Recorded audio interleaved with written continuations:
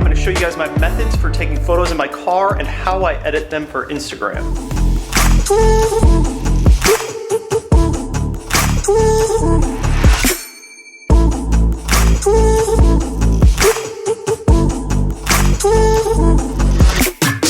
I saw a bunch of spots pulling in that I really like. The perfect example of getting creative. So I found this little loading dock, this crazy long walkway, and we're just gonna roll the car up here, man.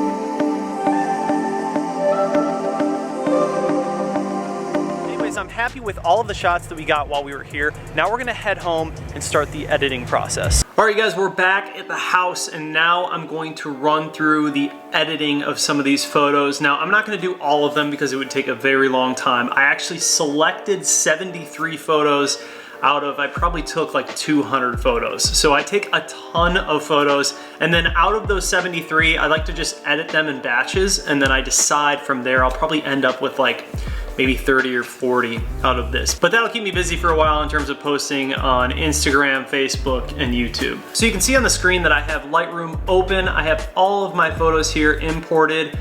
There's a lot of them. So we shot at 5 different locations today, all within one spot, just different little locations inside of that spot. So such a cool place to have all of these different opportunities for photos in one area. I absolutely loved shooting there. I'm definitely gonna go back at like sunrise or sunset to get some mood photos, but I'll just kind of show you guys briefly how I like to edit things in live stream. So we have the first photo selected. We're gonna go to develop, and you'll see with a lot of these that I shot in portrait and landscape because I wanted to have wider photos for when I throw them onto the screen to show you guys, so it's not just a sliver. I'll take the ones that are portrait mode and actually put them on Instagram, and for the landscape, we'll just use them for the YouTube video. So a lot of people have their own ways of doing this when it comes to editing photos. I like to actually start out with a preset, and then I kind of manipulate the preset to how I like it. The preset that I've been using a lot lately is called Old Polar, and you can see here on the screen, when I click Old Polar, it just kind of like warms up the entire photo. Now, in my opinion, it warms it up too much, which I'll show you. I kind of pull a lot of that back and bring in a lot of clarity and change some things here and there. But there are a lot of things that I like about this preset, and that's why I use it. It doesn't mean you guys need to use it. They have like cold tone, a bunch of different presets that you can use. You can also buy presets for Lightroom. But I like to personally start out with old polar, and then I kind of manipulate it from there to the mood of the photo. I don't always use old polar. It depends on the time of day, what car I'm shooting, or where I'm shooting, but old polar seems to be the one that I've been using recently, so I'm just gonna start out with that one, and we'll manipulate it a little bit from there. So let's start with this first photo. So what I'll usually typically do is use a 5:7 crop, and that'll allow me to actually use the photo for stories and posting. And then if I post, it automatically crops it to the largest size that Instagram will allow me in a post. So looking at this photo, it looks pretty dead even. I have my aspect ratio here decided, 5:7. Go ahead, hit enter, bam. That's the photo. I like that. It's dead on, it's even. I don't really need to move anything. Sometimes I'll go in here and kind of adjust the angle if I see that it's off a little bit. You see it turns it, but we don't need to do that with this photo. It looks perfectly straight. I have no issues with that. I will go ahead, bring up a little bit of contrast, bring up a little bit of clarity, some of the vibrance, and then this S-curve, I already like the S-curve. It looks really good. The only issue that I have with this photo right now is there's a ton of yellows going on. So we're gonna go ahead and come down to our color board here. You have yellow. Yellow is our culprit right now, and I'm gonna pull back on some of the yellow and move these back to close to 0, -2. Like I said before, you guys, there's no right or wrong way to do this. I really just use my eyes and see what I like best when it comes to these photos. No photo is the same, so there's always a little bit of manipulation between photo sets and locations and lighting of day and all that stuff. For the sharpening, I like to bring the sharpening up a little bit, and then I also like to bring the noise reduction to 0. I actually like all of these like pretty much 50 or like right in the middle. That just seems to be a good sweet spot for me, in my opinion, anytime I'm doing these.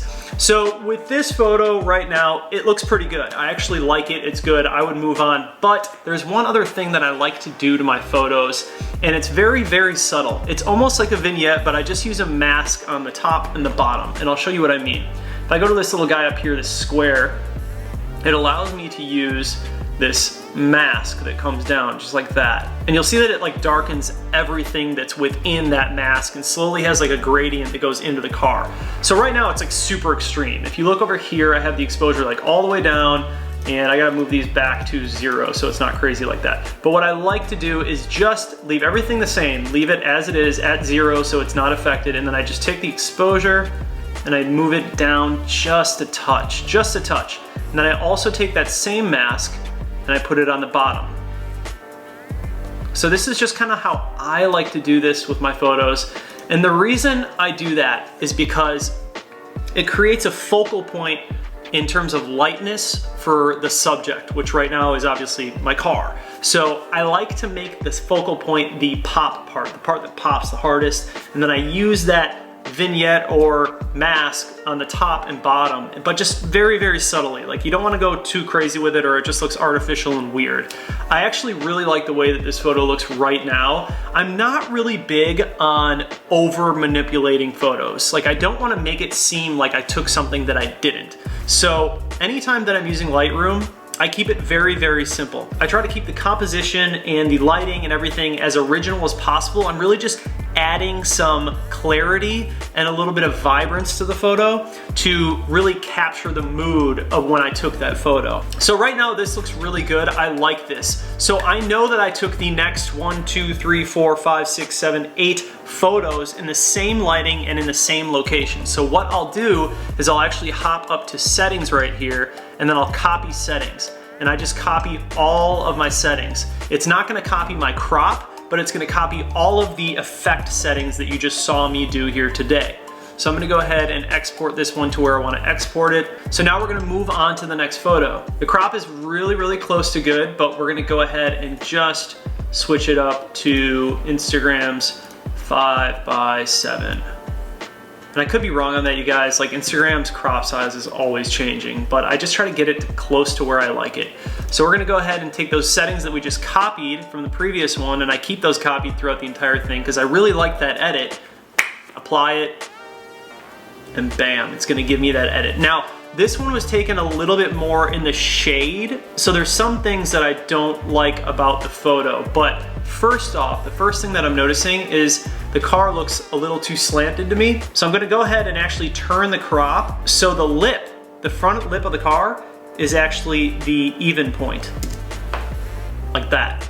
So it actually looks like it's sitting in the front level rather than the photo kind of being twisted. You can see if I have it back, it looks like it's kind of cockeyed. Go back to this, looks a little bit more straight on. I like that, that looks really good. The mask that I had up top can probably come down a little bit more, get a little more mood out of the sky. The one down here can probably come down a little more. You can drag that up a little bit. And then some of the shadows can come out. So you see that the shadows are gonna pop a little more. Thing with black wheels are really hard to photograph because they're so dark, especially when you have a light subject like a white car. So you're kind of playing that game constantly of contrast. And I've found that using the black and the shadow lever kind of helps. So what we're gonna do now is bring back some of the blue, because I'm noticing a lot of blue in the front bumper. And then maybe pull back on some of that orange, because the side of the car looked super orange. Might even bring in some of the red too. So this one isn't gonna be as vibrant as the other one, but if you wanna go back to the top and kind of mess with the exposure, it'll allow you to figure out a sweet point. What I usually do is I'll go extreme, like obviously I don't want that, but then I'll start sliding it up to where I think it looks good, like that. I think that looks pretty good. So right now I can tell you guys that these photos would look 10 times better if we were shooting not during the midday.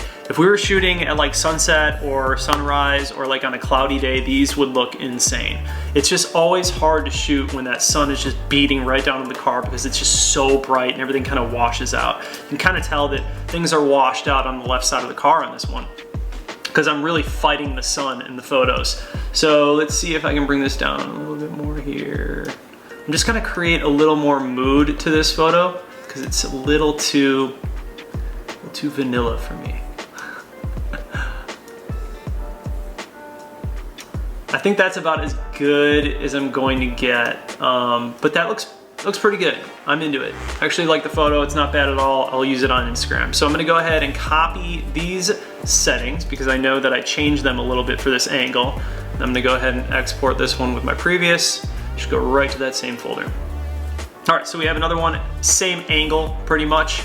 Go ahead and hit those settings, paste those settings. This one actually turned out really cool. This one I'm actually not going to crop because I'm actually using it as a landscape. So sometimes I like to make these landscapes for computer backgrounds or posters or for YouTube videos. So you guys probably already saw this picture. I probably threw it up earlier. But what I will do in terms of cropping is I'll just make sure that everything is even. I try to make sure that the left and right side have like the same amount of gap. And the front is obviously the focal point. So that's what I want to focus on. That looks like a solid crop to me. I think that this is probably going too far into the car. Yeah, see how it just brought out the brightness in the middle of the car, which I wanted. Let's see, oranges are popping pretty extreme. That looks pretty cool. I actually like that a lot. Pulling a lot of those oranges out helped big time. So the orange was really affecting what was going on because I'm using that warm preset, and the warm preset works on some photos and doesn't on others. For this particular photo, I like this edit a little less saturated. Like there's a sweet spot in my opinion that looks really good. I think that actually looks awesome right there. So after kind of messing with some of this, I actually really like how this is turning out. It's totally different than what I would usually do, but that's like the fun part about doing this is you just gotta experiment. You never really know like what you're gonna come up with. I think that looks sick. I think that's cool. It's definitely different for me. Like that's not always the style I go for. I usually have like a more warm photo, whereas this is more of like a blue press, like cold photo. It looks dope though, I like it. So I'm gonna take this and we're gonna copy the settings. So I think what I'm gonna do is actually use this on the next one as well. Let's go ahead and export this one. So now what I'm gonna do, you guys, is I'm just gonna do a little time lapse of me editing the rest of these. And then once we get to the next location, we'll get back into some more editing where I'm working with you guys.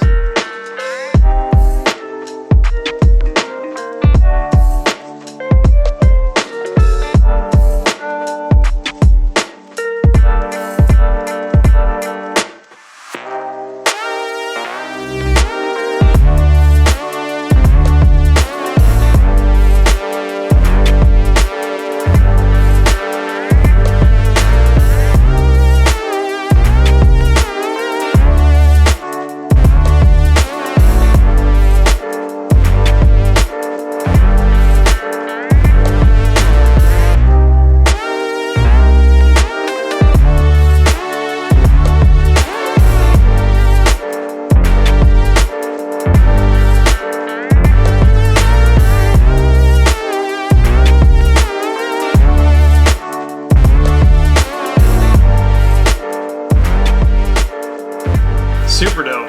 I actually really like how a lot of those turned out. They're different. I don't always edit that style. These are a little more, like they have a little more black and white to them, a little less saturation, and usually my photos kind of pop hard, but this is cool. I like this. And this is the great part about just experimenting and trying new things and just kind of giving your Instagram feed and like your followers a different vibe sometimes, I think is good. You just always want to keep them guessing. And I learn more about myself and my editing when I'm trying new things like this. So the editing process it can be really fun if you're experimenting with it. All right, so let's move on to the next spot. So here we're back with those rusty tanks and the Ying Mang trailer. I actually really like this spot. I thought it was super dope. So we're gonna go ahead and start with this one. I'm gonna actually apply the same settings that I had in the previous one because I always know that that's a good starting point, and then just kind of work it into this new location from there. A lot of the brick and the colors are the same though, so a lot of the elements should work pretty well with these photos also. Paste those settings. Okay, so as you can see, it's not really the same vibe that I had with the other photos. So what I'm gonna do is, I'm gonna go back. We're gonna take that out because the mask up top was kind of just helping with that sun that was hitting. The mask on the bottom is pretty cool. I actually really like how this photo has like these gnarly cracks in it along like right in front of the car. I think that looks really cool. This is actually a very sick photo. I really like this photo because you can see the wheels, you can see the definition of the wheels. Your eyes really go right to the car, like the car is the focal point, and I think that that really comes across with this photo. It looks like the car is very close to being centered. I'd say that that's about perfect. And I always try to even out the car in the photo. It looks like this one was taken pretty good, so I don't need to do that. I actually really like everything in here already. I'm gonna bring up some of the yellow just to see anything changes that I like. No, see, I actually like it a little bit colder. I think it looks very good cold like that. That looks awesome. I actually really like this photo just as it is right now. Sometimes that happens, like you put the preset on a new photo in a new location and it just works. So we're gonna go ahead and take the new settings that we just made for this one. Go ahead and export this with the previous, and then go to our new photo. So a lot of these photos, you'll see that they're very similar. I like to edit all of them just in case, because whenever you get it on your phone and you're looking at it before you put it on Instagram, it always looks a little bit different than it did on the computer. So I like to edit them all in batches and then export them and just have them on my phone and kind of pick whenever the day comes that I want to post like a batch or 2 or 3 or 4, whatever. I can post that batch together and kind of look at them on the phone and see what works consecutively the best, because it never looks the same as on the computer versus the phone. So you just want to make sure that you're editing a bunch of the photos together and then kind of make the final determination as to what you're going to post on your actual phone so you can see what people are going to see when they're on their phones. Because let's be honest, no one is on Instagram on their computer looking at your page. Honestly, this is a really cool vibe. It's giving it a very cold, like creepy vibe, and I actually really like it. With the colors, the white car, and then like the rust in the background, I just think it looks so good. So we're gonna go ahead and roll with this one. Bam, right out of the gate, I like it. I like it just like that. So let's move on to the next one. So this one has a little bit of natural sun flare coming. You can see there's like a little bit of haziness, and that's just from the sun actually shining in onto my camera when I was shooting. It was coming right at me. So it's just a little bit too high and it caught me, but we'll see how it looks once I edit it. It might actually look kind of cool. So after I applied the settings, it still looks a little bit washed out. It's not too bad, but I think what I'm gonna do is bring up this contrast a little bit to just kind of make things pop a little more. And then I brought down the exposure just to where I want it. It's like -0.4. Everything, I mean, this looks really good as is. It's very close. I do want some of the colors to pop a little bit harder though. So I'm gonna bring up the vibrance and the saturation, and then I'm gonna reduce some of the blues, because what happens when you bring up the saturation with a lot of blacks, you start to see blue in the black from the sun coming through. So I try to eliminate that, not like too artificially, but just enough. Actually, that looks really good right there in my opinion. The only colors that I want to see are like the white and the reds. Like those are the prominent colors in this shot really. So you can see a lot of that saturation is actually coming from the purple and a little bit of this magenta. but the main focal colors here are my reds and a little bit of my orange, and then the car. Like, dude, that looks super good. I'm very, very happy with that photo. So I'm gonna run with this one. We're gonna go ahead and export it. So let's head back to a time lapse. I'm gonna finish editing these, and then I'll catch up with you guys when we get to the next spot.